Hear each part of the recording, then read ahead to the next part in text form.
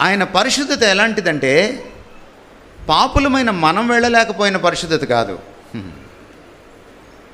పాపంలో పడని పరిశుద్ధమైన దూతలు కూడా సమీపింపలేనటువంటి పరిశుద్ధత. అందుకనే వాళ్ళు చూడలేక రెక్కలతో కప్పుకుంటున్నారు, తాళలేక ఒళ్ళు కూడా కప్పుకుంటున్నారు. నా ఇలాంటి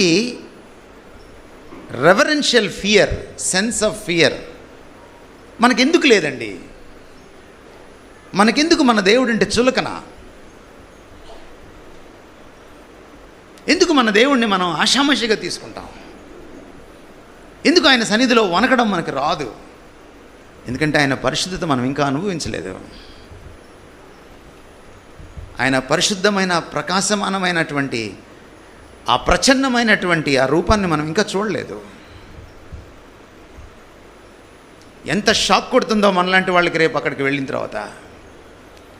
you will see the other side of God. ఈ రోజున కేవలం ఆయన్ని కరుణా సంపన్నుడుగానో, కరుణామయుడుగానో, దయామయుడుగానో మాత్రమే మీరు చూస్తున్నారు. But on the other side ఆయన ప్రచన్నమైన దేవుడు, ఆయన పరిశుద్ధమైన దేవుడు. Can't you understand this God? When you understand, you fear him. ఆయన ఎవరో మనం తెలిసినప్పుడు, గుర్తించినప్పుడు మనం వణుకుతాం.